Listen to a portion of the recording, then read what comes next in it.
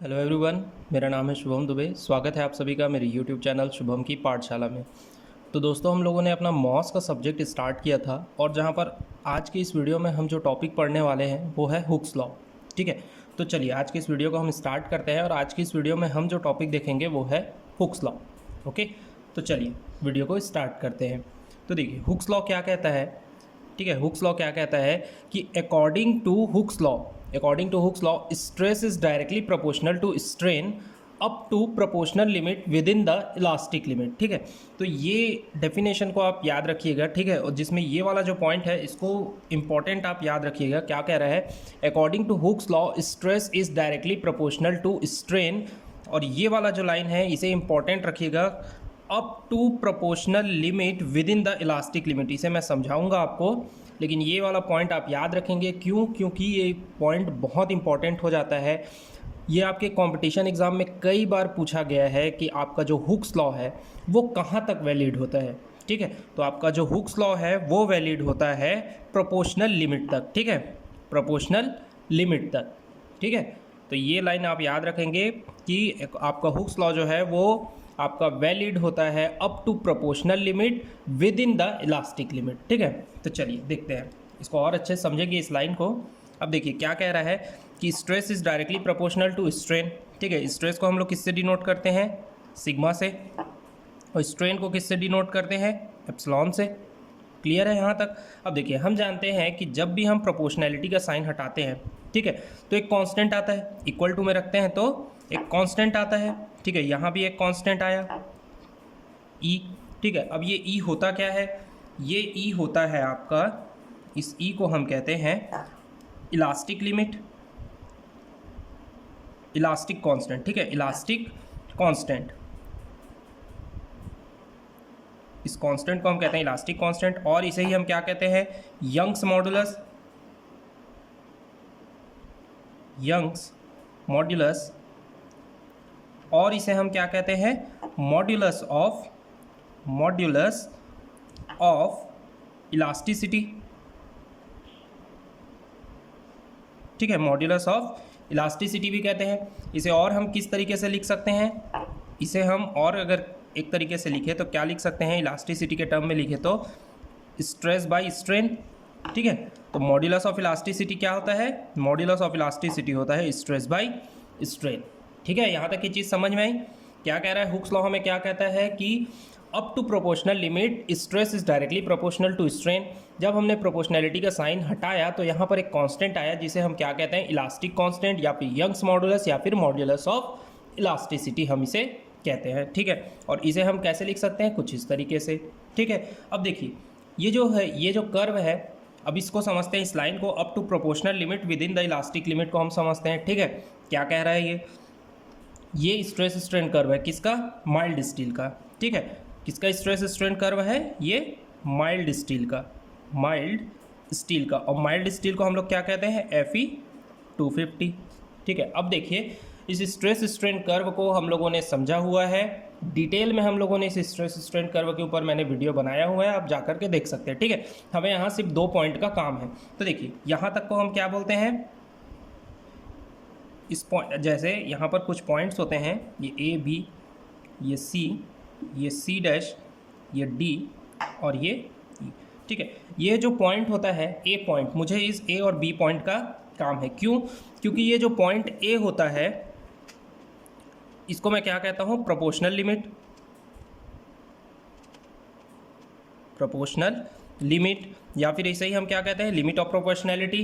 ठीक है, ये जो बी पॉइंट है ये क्या होता है? ये आपका होता है इलास्टिक लिमिट। ठीक है, ये क्या होता है? Elastic limit. ठीक है, तो इसमें क्या कहा गया है आपको? Up to proportional limit with in the elastic limit. ठीक है, तो ये देखिए ये क्या है? ये जो है, ये वाला जो है, ये इलास्टिक लिमिट है। ठीक है, तो क्या कह रहा है? With in the elastic limit, मतलब इलास्टिक लिमिट के अंदर तक। ठीक है, हुक्स लॉ कहाँ तक वैलिड होगा? इलास्टिक लिमिट के अंदर तक, with in the elastic limit, लेकिन कहाँ तक? प्रोपोर्शनल लिमिट तक। ठीक है, अब देखिए सिर्फ इतने हिस्से को अगर हम कंसीडर करें तो कुछ मैं इस तरीके से इस कर्व को बना सकता हूँ। सिर्फ उतने हिस्से को कंसीडर करें तो कुछ इस तरीके से। अब देखिए ये कर्व क्या है? कुछ इस तरीके से है ना।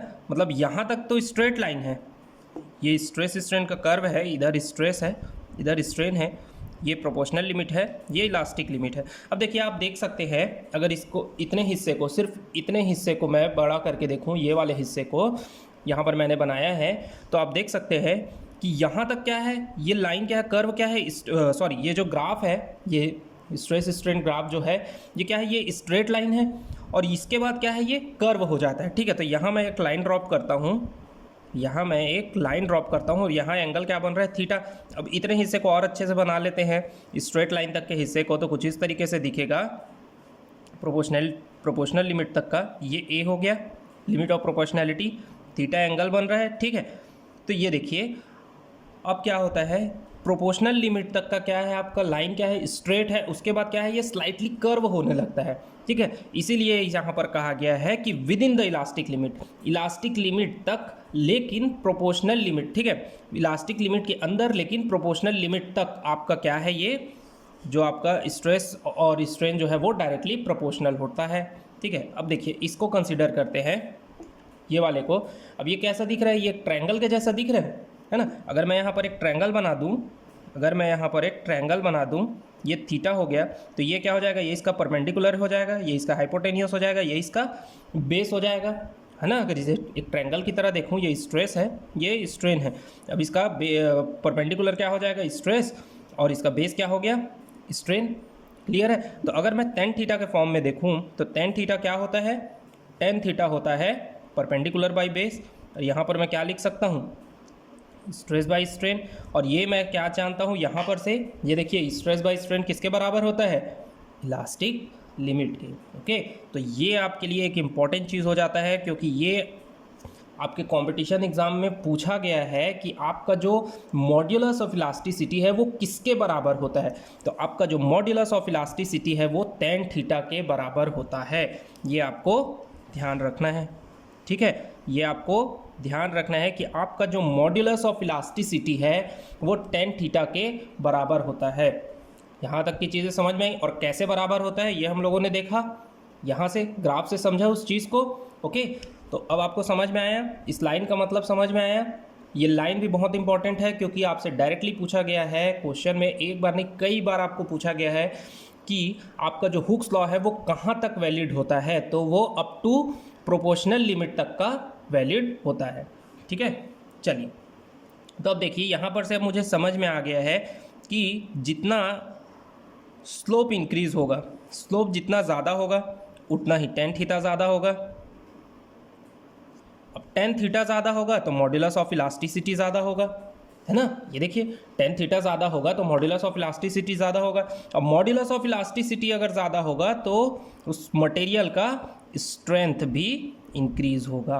तो ये चीज़ आप याद रखेंगे, इसे नोट करके आप लिख सकते हैं अपने नोट्स में कि स्लोप इंक्रीज होगा तो टेन थीटा इंक्रीज होगा, फिर थीटा तो इंक्रीज होगा ना, स्लोप इंक्रीज होगा तो। और स्लोप ये देखिए ये किससे रिलेट करता है, मॉड्यूलस ऑफ इलास्टिसिटी किसके बराबर है, टेन थीटा के, तो टेन थीटा इंक्रीज होगा तो मॉड्यूलस ऑफ इलास्टिसिटी भी इंक्रीज होगा। अब मॉड्यूलस ऑफ इलास्टिसिटी इंक्रीज होगा तो उस मटेरियल का स्ट्रेंथ भी इंक्रीज हो जाएगा। क्लियर है यहाँ तक की चीज़ें। अब देखिए इसमें एक सवाल और बनता है, अच्छा इसे मैं एक बार आपको ग्राफ से पहले समझा दूँ। इसके लिए एक ग्राफ है, ठीक है, ये देखिए stress strain curve for different material, अलग अलग मटेरियल के लिए आप देख सकते हैं मैंने स्ट्रेस स्ट्रेन कर्व बनाया हुआ है। ये वाला तो सिर्फ माइल्ड स्टील के लिए था, ठीक है। अब देखिए यहाँ पर रबर, देखिए रबर क्या है, इस परपेंडिकुलर लाइन से दूर है, मतलब इसका स्लोप कम बन रहा है, मतलब इसमें मॉड्यूलस ऑफ इलास्टिसिटी क्या होगी, कम होगी। फिर कंक्रीट है, फिर उसके बाद क्या है आपका Fe250 माइल्ड स्टील का ग्राफ है, और उसके बाद फिर क्या है Fe415 का है, फिर Fe500 का है, फिर डायमंड का है। तो यहाँ पर से मुझे क्या पता चल रहा है कि रबर का जो है इस ग्राफ के अकॉर्डिंग अगर देखा जाए तो रबर का मॉड्यूलस ऑफ इलास्टिसिटी कितना होगा, कम होगा रबर का, क्योंकि स्लोप कम है, यहाँ पर थीटा कम है, तो क्या होगा इसका मॉड्यूलस ऑफ इलास्टिसिटी कम होगा। इसीलिए रबर का, अब मुझे क्या पता है मॉड्यूलस ऑफ इलास्टिसिटी अगर कम होगी तो स्ट्रेंथ क्या होगी, कम होगी, है ना। अब देखिए यहाँ पर डायमंड हमें पता है कि सबसे स्ट्रॉन्ग मटेरियल है, ठीक है। अब उसका मॉड्यूलस ऑफ इलास्टिसिटी क्या है, यहाँ से मुझे पता चल रहा है यहाँ स्लोप ज़्यादा है उसका, थीटा एंगल ज़्यादा है ना। ये देखिए यहाँ थीटा एंगल ज़्यादा है उसका, यहाँ थीटा कम था रबर का, और जैसे जैसे थीटा बढ़ा तो फिर ये देखिए इसका थीटा ज़्यादा है, दैट मीन्स उसका स्लोप ज़्यादा है, स्लोप ज़्यादा है तो मॉड्यूलर उसका इलास्टिसिटी ज़्यादा है, और इलास्टिसिटी ज़्यादा है तो उसका स्ट्रेंथ भी ज़्यादा होगा। समझ में आया? तो इस तरीके से मैंने यहाँ पर डिफरेंट मटेरियल के लिए ग्राफ बनाया हुआ है, आप उसे रिलेट कर सकते हैं। ओके, चलिए अब नेक्स्ट देखते हैं हम लोग। आपसे एक चीज़ पूछा जाता है, अब एक चीज़ और बच जाता है इस टॉपिक में, एलोंगेशन। ठीक है, अगर किसी कंपोजिट बार में कोई कंपोजिट बार है, ठीक है, उसमें अगर हम फोर्स अप्लाई करते हैं तो उसमें उसका एलोंगेशन कितना होगा, डेल एल कितना होगा। एक क्वेश्चन आपसे पूछा जाता है, बहुत सारे न्यूमेरिकल आपसे पूछे जाएंगे, ठीक है, कि अगर फोर्स अप्लाई करते हैं हम किसी कंपोजिट बार में तो उसका एलोंगेशन कितना होगा, मतलब डेल एल कितना होगा। ठीक है, आपसे ये पूछा जाता है। मतलब ये एक कंपोजिट बार है, ये कंपोजिट बार है, ठीक है, इसमें अगर मैंने फोर्स अप्लाई कर दिया, ठीक है, फोर्स अप्लाई करूँगा तो क्या हो जाएगा, इसका लेंथ इंक्रीज हो जाएगा। अब मतलब यहाँ तक क्या था, ये यहाँ तक L था, और ये क्या हो जाएगा, L प्लस डेल एल हो जाएगा।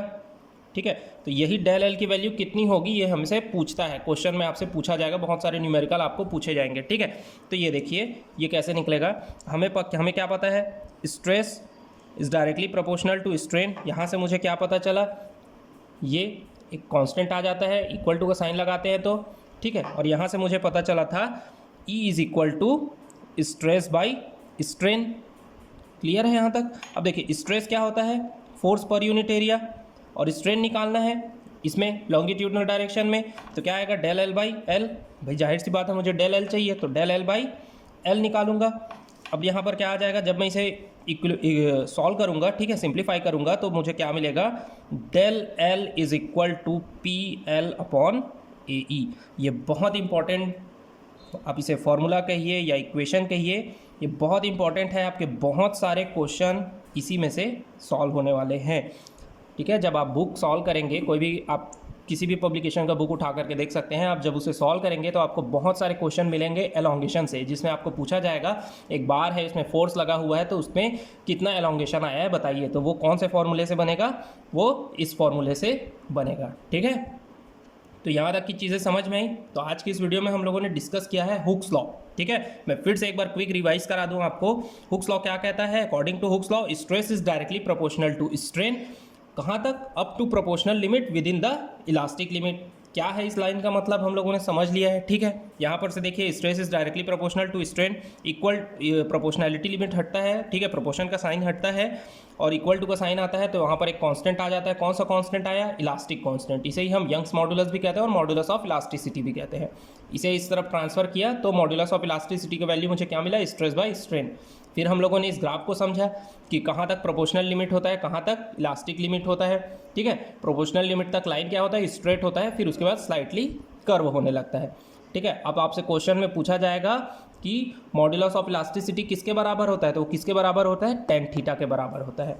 और हमें क्या पता चला, इस वाले ग्राफ से हमें पता चला, इस ग्राफ से हमें पता चला जो मैंने बताया stress strain curve for different material, तो मुझे क्या पता चला, जितना स्लोप ज़्यादा होगा उतना टेन थीटा ज़्यादा होगा, उतना ही टेन थीटा ज़्यादा होगा तो इलास्टिसिटी ज़्यादा होगी, और इलास्टिसिटी ज़्यादा होगी तो स्ट्रेंथ भी उस मटेरियल का ज़्यादा होगा। ठीक है, फिर लास्ट में हम लोगों ने देखा कि अगर आपसे पूछा जाए कि एक कंपोजिट बार है उसका एलोंगेशन कितना होगा, निकाल करके बताइए, तो उसके लिए हम लोगों ने यहाँ पर पता लगाया कि डेल एल अगर आपको निकालना है तो उसके लिए कौन सा फॉर्मूला यूज़ करेंगे, पी एल अपॉन ए ई। ठीक है, तो यहाँ तक की चीज़ें हम लोगों ने इस वीडियो में डिस्कस की है। नेक्स्ट वीडियो में हम आगे की चीज़ों को डिस्कस करेंगे। ठीक है, पॉइजन्स रेशियो को डिस्कस करेंगे।